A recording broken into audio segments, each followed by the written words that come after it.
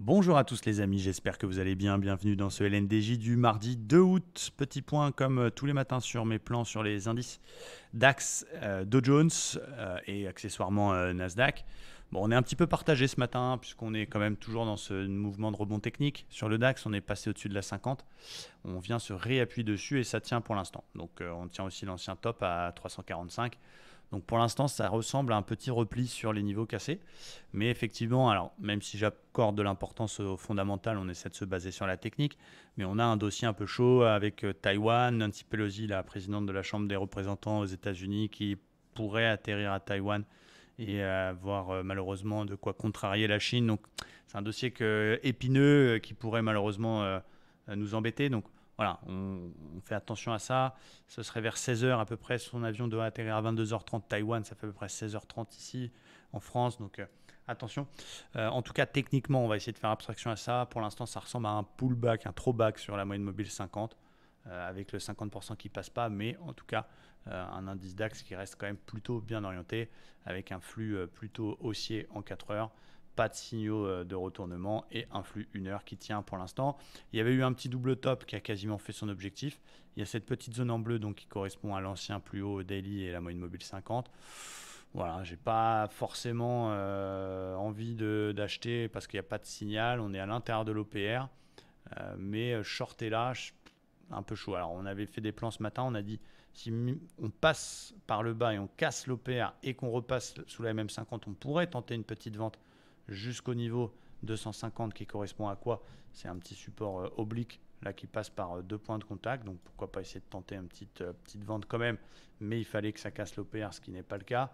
Et du coup à l'inverse, dans le sens du flux, on avait deux autres plans, c'était un achat en bas de l'OPR s'il y avait un signal, il y avait une bulle apesanteur au départ mais elle ne s'est pas mise en place, et peut-être un achat si finalement on finit par casser l'OPR. Là il fait dodo, complètement dans son range, complètement dans son OPR, donc c'est plutôt du côté des US que ça va se décider.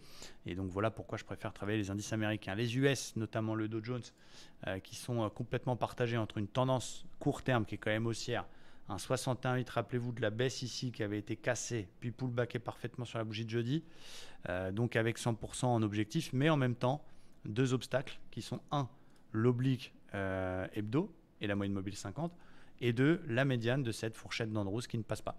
Donc du coup, le marché, on l'a vu hier, il veut plus faire de plus haut parce qu'il y a des obstacles au-dessus de sa tête, mais en même temps, il veut pas non plus dégueuler. Donc ça reste haussier, solide, mais en même temps, il y a des obstacles. Donc c'est pas évident à travailler. Donc mon plan, vu qu'il n'y a pas de gros signaux, je vais vraiment être prudent.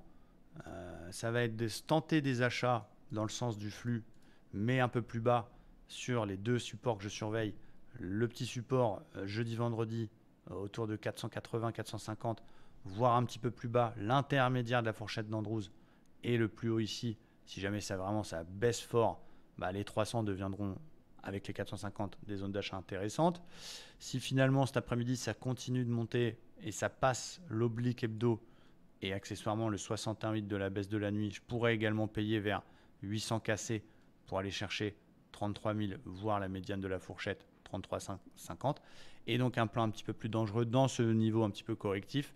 Si on n'est pas trop près des supports que je vous ai cités tout à l'heure, admettons en début de séance américaine, ça baisse, on fait un petit OPR sympa et on le casse par le bas, je pourrais tenter une petite vente corrective pour aller justement chercher l'un des deux supports que je vous ai cités. Donc ça baisse vite, on n'a pas le temps de rentrer, on surveille les supports pour tenter des achats au plus près des 32 300 avec 450 à surveiller. Ça passe par le haut, on repasse au 61,8 de la baisse de cette nuit, puis l'oblique hebdo, je peux tenter un achat jusqu'au 33 000.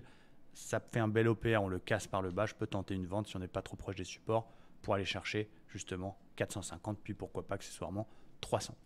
Du côté du Nasdaq, c'est un petit peu plus lisible entre guillemets, on fait une petite étoile du soir en formation en daily. En 4 heures, on a une belle divergence baissière qui est revenue d'actualité dans une zone clé qui est 13 000, qui est aussi résistance. Et donc, j'imagine un petit retour pour le Nasdaq vers les 600. Donc, je vais essayer de travailler des ventes sur le Nasdaq qui vient de casser, lui, pour le coup, sa moyenne mobile 50. Si on fait un joli OPR cassé par le bas pour aller chercher les 600. Donc, j'ai un billet plutôt aussi, on va dire, court terme daily, mais dans une phase de petite correction très, très court terme avec pourquoi pas des petites ventes cet après-midi pour aller rechercher les supports avant de reprendre. Ce qui permettra aux indices de reprendre leur souffle et de finalement péter les obstacles qui sont 13 000 pour le Nasdaq et l'oblique hebdo pour le Dow Jones. Ça avance à tâtons, il y a des dossiers un petit peu chauds. Donc voilà, faites attention à vous. Voilà mes niveaux, voilà ce que je surveille. J'espère que c'est clair. Je vous souhaite une belle après-midi de trading et je vous dis à demain. Ciao!